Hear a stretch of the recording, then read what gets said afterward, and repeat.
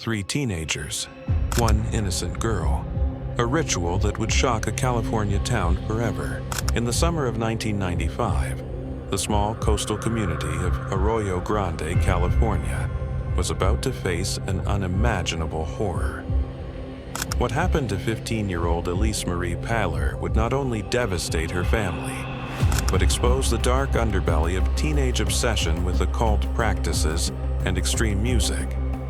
This is the story of how 3 young men, influenced by satanic beliefs and death metal music, committed one of the most shocking crimes in San Luis Obispo County history. This is a case that raises difficult questions about influence, responsibility, and the vulnerability of youth to dangerous ideologies. Before we continue, please be aware this case involves sensitive content, including violence and disturbing themes. Viewer discretion is advised.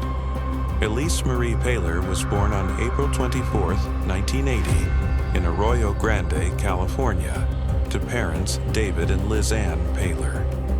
She was the eldest of 4 children in what was described as a close-knit, loving family. Arroyo Grande, located about 195 miles northwest of Los Angeles, was experiencing rapid growth during the 1980s and 90s. The expansion of a local industry, including a wastewater treatment plant, had brought new opportunities to the area. David Paler worked as a general contractor, providing a stable income for his growing family.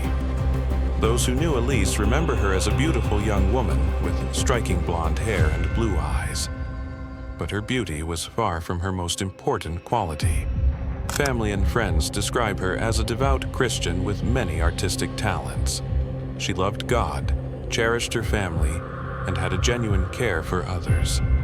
Elise attended Arroyo Grande High School, a public institution known for its comprehensive curriculum in English, fine arts, and foreign languages. The school has produced notable alumni, including actors Zac Efron and Harry Shum Jr. It was here, in what should have been a safe educational environment, that Elise would encounter the 3 young men who would ultimately take her life. What Elise didn't know was that among her schoolmates were individuals harboring dark obsessions that would soon converge into a deadly plot. The 3 individuals who would forever change the Paler family's life were Joseph Fiorella, aged 14, Jacob DeLashmutt, aged 16, and Royce Casey, also 16. Elise knew Joseph and Jacob from school. They rode the same bus to and from Arroyo Grande High. Royce attended a nearby continuation school, an alternative educational setting for students at risk of not graduating on time. To the outside world, these might have seemed like typical teenagers dealing with the usual challenges of adolescence. But beneath the surface, something far more sinister was developing. The youngest of the group, 14-year-old Joseph Fiorella, was paradoxically the leader when it came to their occult interests. Joseph had become fascinated with Satanism and began researching extensively on the subject. He collected books about the occult and studied the works of figures like Aleister Crowley, the English occultist who had been labeled the wickedest man in the world by the popular press of his time. When Joseph introduced these concepts to Jacob and Royce, he found willing participants. The 3 boys began to bond over their shared fascination with occult practices. They would communicate with other Satanists and even engaged in disturbing activities like breaking into graveyards and robbing the dead. But their interests weren't limited to the occult. All 3 shared a passion for heavy music, particularly death metal. This genre, characterized by aggressive instrumentation and often explicit lyrics about violence, murder, and occult practices, became a central part of their identity. The boys formed their own band, which they called Hatred. They modeled themselves after popular death metal groups, particularly Slayer, an American thrash metal band that had been active since 1981. Slayer's lyrics and album artwork frequently featured controversial topics, including serial killers, murder, torture, and Satanism. What's particularly troubling is how these influences seem to reinforce each other. The occult interests fed into their music, and the music seemed to validate their occult practices. For impressionable teenagers, this combination would prove to be devastating.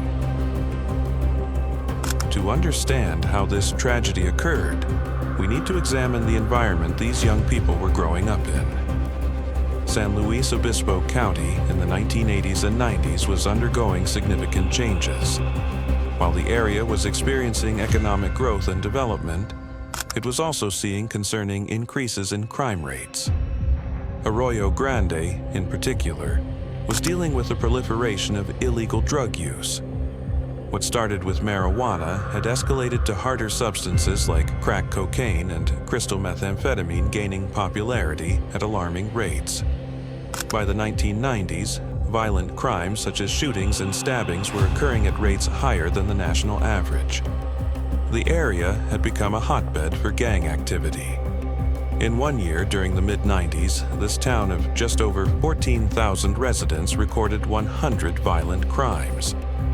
The most vulnerable to this environment were impressionable teenagers like Joseph, Jacob, and Royce.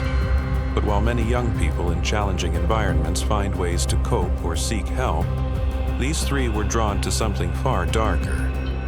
Their involvement with drugs became intertwined with their occult practices and musical interests. They would spend time getting high while listening repeatedly to death metal music, particularly Slayer, and discussing their satanic beliefs. According to later testimony, specific Slayer songs had a profound impact on their thinking. Songs like Dead Skin Mask, about a murderer and body snatcher who collected bones and skin from corpses, and Postmortem, which explores themes of death and transcendence, became part of their regular rotation. The lyrics of Dead Skin Mask include disturbing lines like, "Graze the skin with my fingertips," "The brush of dead cold flesh," and "Dance with the dead in my dreams. Listen to their hollowed screams." It's important to note that millions of people listen to heavy music without committing violent acts. However, for these particular individuals, at this particular time, the combination of factors was creating a dangerous mindset that would soon target an innocent girl. What makes this case even more tragic is that it wasn't the result of a single moment of poor judgment. The plot to harm Elise had been developing for months, with an initial attempt occurring well before the fatal attack in July 1995. The first attempt involved Joseph and Jacob, along with another teenager, not Royce. They convinced Elise to take a walk with them to a location with a steep ravine in the Nipomo Mesa, about 9 miles from her Arroyo Grande home. Nipomo, meaning foot of the hill, in the local Native American language, would become a significant location in this case. Once they reached the ravine, one of the boys pretended to slip down and convinced Elise to come down as well, ostensibly to help. When she was in the vulnerable position below, Joseph threw a knife to the other teenager who was with Elise. Despite encouragement from Joseph and Jacob to attack, the third teenager froze. He held the knife but couldn't bring himself to harm Elise. This moment represents a crucial turning point that unfortunately didn't prevent the ultimate tragedy.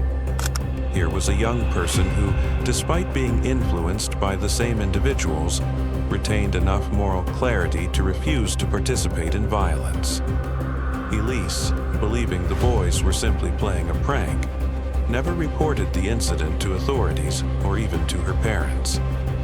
She continued to associate with Joseph and Jacob, unaware of how close she had come to serious harm and not realizing that they would try again. This first attempt reveals the premeditated nature of what would eventually happen to Elise. It wasn't a crime of passion or a moment of poor judgment. It was a calculated plan that took months to finally execute. The second and fatal attempt was planned by all three individuals, Joseph, Jacob, and Royce, for more than a month leading up to July 22, 1995. During this planning period, they would discuss their intentions while using drugs, listening repeatedly to Slayer music, and jamming together as a band. Jacob later described how the idea developed. It was harmless at first. We used to smoke weed, play guitar, kick it. I was just into heavy metal music. Then Joseph asked him a question that would change everything.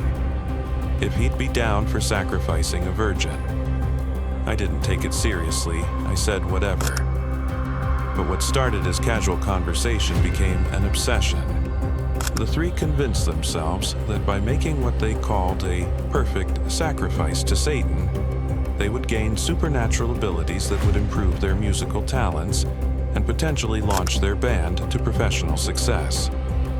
According to later police interviews, they believed that taking the life of a virgin would be the ultimate sin against God, ensuring their allegiance to Satan while gaining what Royce described as more craziness or nuts that would make them play harder, play faster.